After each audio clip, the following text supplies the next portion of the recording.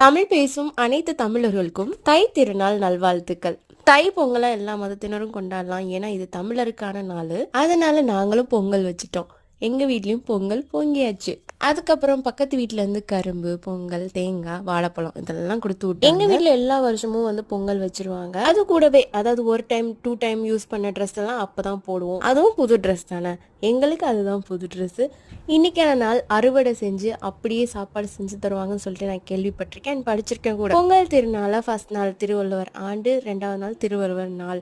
நான் கரெக்டா சொல்றேனான்னு தெரியல, தப்பா சொல்லியிருந்தா ப்ளீஸ் கமெண்ட் பண்ணுங்க. குறிப்பிட்ட மதத்தினர்களுக்கு மட்டும் இல்ல, தமிழ் பேசுற எல்லாருக்குமே இது சமத்துவ பொங்கலா இருக்கும். எனக்கு பொங்கல் ஞாபகம் வந்தாலே பொங்கல் வர்றதுக்கு அந்த நைட்டு அழகா கோலம் போடுவாங்க. நானும் போய் கலர் அடிச்சு அப்புறம் நிறைய போட்டி வைப்பாங்க, கோல போட்டி, கரும்பு தின்ற போட்டி, முக்கியமா ஜல்லிக்கட்டு. எனக்கு ரொம்ப டிவில முழுக்க அதான் உட்காந்து பார்ப்பேன். முன்னாடிலாம் ஆடலும் பாடலும் ஒரு நிகழ்ச்சி இருக்கும். இப்பெல்லாம் அது நடத்துறாங்களா என்னன்னே தெரியல. எங்க ஏரியா சைடு நடக்கும். அவ்வளவுதான்.